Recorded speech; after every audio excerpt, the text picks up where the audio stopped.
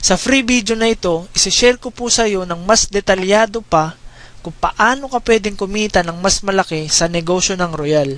So ano ba ang ibig mo sabihin, Toffel? Ganito po kasi yan. For example, may magkaibigan, si Bruno at si Bogart.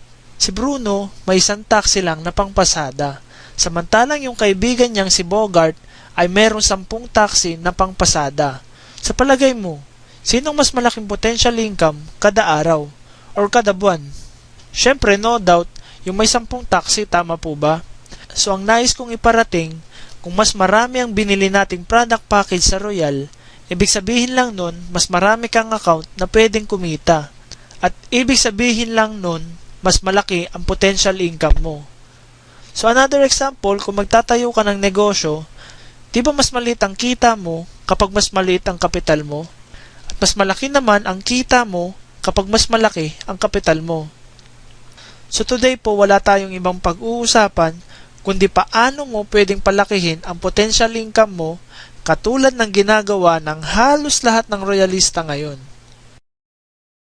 Ngayon, ituturo ko na sa iyo yung proper business strategy para ma-maximize mo yung potential income mo.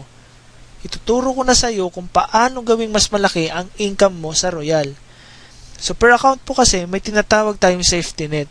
Meaning, meron lang tayong maximum of 10 month sales bonus kada araw sa isang account. So ibig sabihin lang po nito, bawat account ay may maximum income na 21,000 bawat araw or 147,000 per week or 630,000 per month.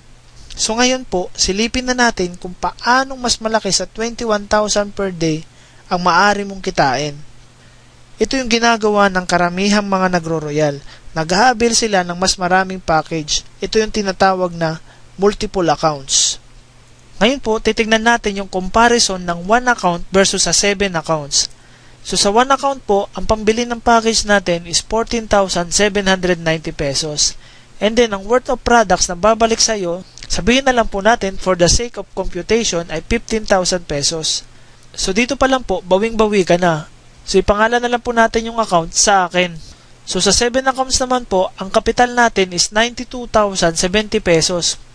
14,790 on your first account and your succeeding accounts is 12,880 pesos. So for a total of 92,070 pesos.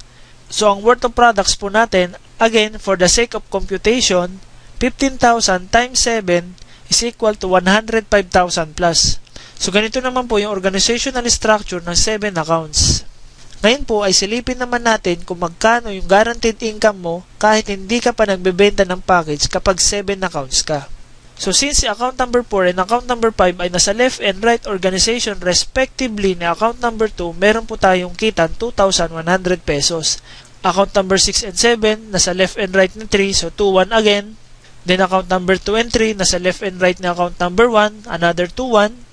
5 and 6, another 2,1, and 4 and 7, another 2,1, for a total of 10,500 pesos na guaranteed income mo. Note, hindi ka pa po nagbebenta ng package dito. So ngayon po, for example, ay 1 account tayo at nagbenta tayo ng 8 package sa iba't ibang tao. Ang gagawin po natin, spread out lang natin yung 8 tao na to sa ating organization. So 4 sa left, then 4 sa right. Ayan. So ang sabi po ni Royal, bawat package na mabenta natin ay mayroon tayong referral bonus na 1,610 pesos. So times 8 po ay may kita tayong 12,880 pesos. Ang sabi din po ni Royal ay bibigyan tayo ng 2,100 month sales bonus in every 150 points sa left and right. So 4 po na month sales bonus for a total of 8,400 pesos.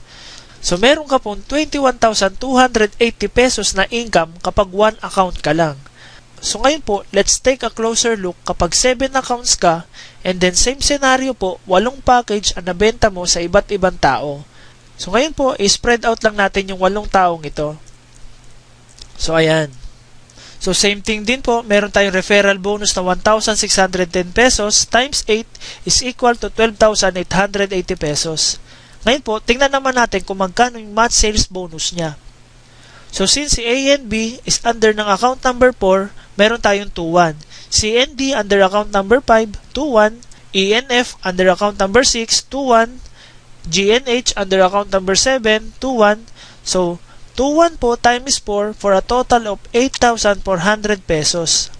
Tignan naman po natin kung magkano yung kikitain ni account number 2 and account number 3. So, since si BNC nasa left and right ni account number 2, another 21, AND 21, FNG 21, and ENH another 21. So, times 4 po ulit. So, meron ka ulit 8,400 pesos. Ngayon po, magkano naman yung kinita ng account number 1 ko? So, since si DNE nasa left and right ni account number 1, another 21, CNF, another 21, BNG, another 21, and ANH, another 21. So, times 4 po ulit. So, 8,400 pesos for a grand total of 38,080 pesos. So, dito pa lang po, kitang-kita na yung malaking difference sa potential income kapag 1 account ka lang versus sa 7 accounts. So, I hope po you enjoyed watching this free video all about the power of multiple accounts.